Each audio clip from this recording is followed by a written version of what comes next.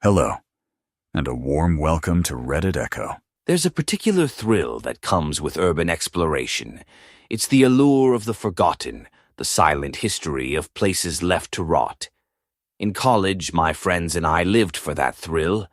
We were the kings of abandoned places, asylums, factories, you name it. We'd heard whispers, legends really, about a place unlike any other. Not a single building, but an entire abandoned town, hidden in the foothills just outside the city. It was said to be frozen in time, a ghost town in the truest sense. One Friday night, fueled by cheap coffee and a sense of invincibility, we decided to find it. There were 3 of us, me, my best friend Mark, and our buddy Chris. We were sophomores, old enough to think we were smart, but young enough to be dangerously stupid. We packed our gear, high-powered flashlights, black hoodies, a camera, and a sense of adventure. We drove out of the city lights and into the deepening darkness of the countryside, following cryptic directions we'd pieced together from online forums. The first rule of urban exploration: park far away. We left my beat-up sedan on a gravel pull-off about a mile from the supposed location. The walk down that dark, lonely road was our first taste of the eerie atmosphere. There were no street lights, no sounds of civilization, just the crunch of our own footsteps and the whisper of the wind through the pine trees. It felt like we were walking off the edge of the map. And then we saw it, a massive iron fence, at least 10 feet high, topped with cruel-looking spikes. It stretched into the darkness in both directions, enclosing what? We peered through the bars. In the distance, silhouetted against the starry sky, we could just make out the shapes of buildings.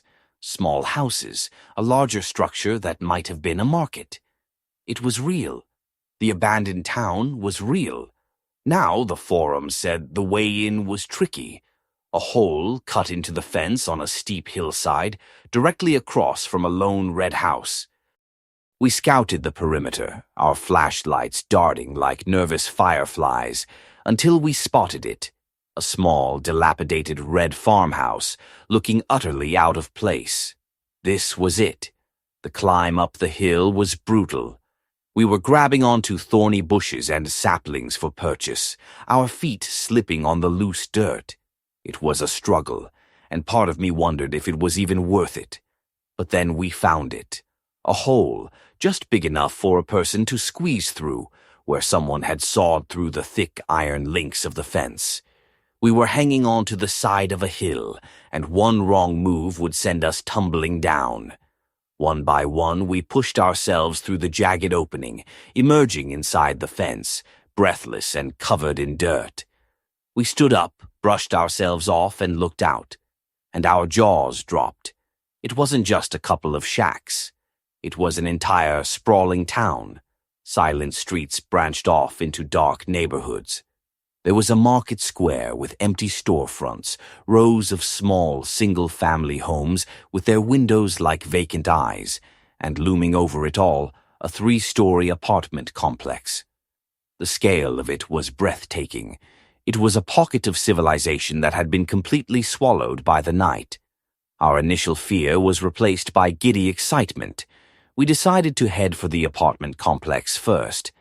As we walked down the main street, the only sound was the crunch of our feet on gravel. Then we heard it. Beep. It was faint, electronic. We all stopped. "Did you hear that?" Mark whispered. Beep. It came again. We shrugged it off. Probably a dying smoke alarm or a low battery in some old piece of equipment. We entered the first apartment building. The air was thick with dust and decay. We found a mattress stained with God knows what, some broken furniture. It was creepy, but standard abandoned fare. But the whole time that subtle, intermittent beep, beep, followed us. We moved to the next apartment. This one was different. The moment we opened the door, we saw them.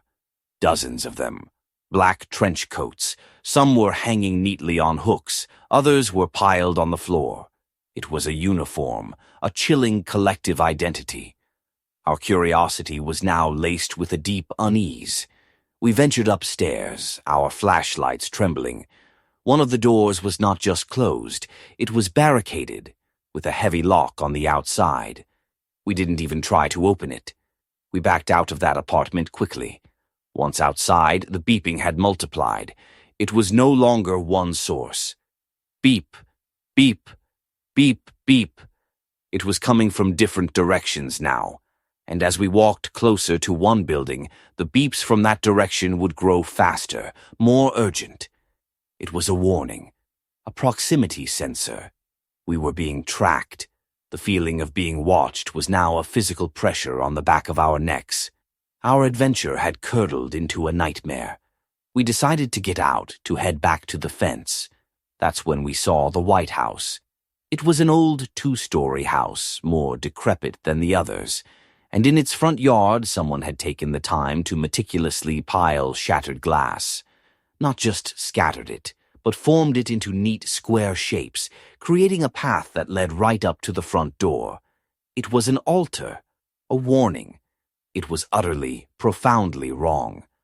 The three of us stood there, frozen, staring at this bizarre and terrifying display. That's when it happened. A beam of light, blindingly bright, erupted from a top-floor window of the White House, pinning us in its glare. At the same instant, all the beeping around us escalated into a frantic, screaming chorus. Beep, beep, beep, beep. We didn't need to speak. We ran. We sprinted back the way we came, but now the town was alive. Beams of light from other buildings' flashlights, spotlights snapped on, searching for us, finding us. Our shadows, monstrous and elongated, danced ahead of us as we ran for our lives. It was a coordinated hunt. Chris tripped over a piece of debris, going down hard with a grunt. Mark and I hauled him to his feet without breaking stride, his face a mask of pure terror. Somehow, through the panic, Mark led us in the right direction. I saw the hole in the fence, a tiny sliver of freedom. Mark went first, scrambling under. I pushed Chris through next, his body scraping against the sharp metal. I could feel the beams of light dancing on my back, closing in. I didn't look back. I threw myself under the fence, feeling a hot tear in my jacket and a sting on my skin as I slid down the steep hill, branches whipping at my face. We didn't stop running until we reached the car, our lungs burning. We peeled out, not saying a word, the frantic beeping and the memory of those searching lights seared into our minds. Months later, driving past on a dare, we saw the fence was gone. The entire town had been leveled, nothing but dirt and rubble. We talked to a construction foreman who was having a smoke. He told us, matter-of-factly, that the place had been a notorious hub for a violent gang.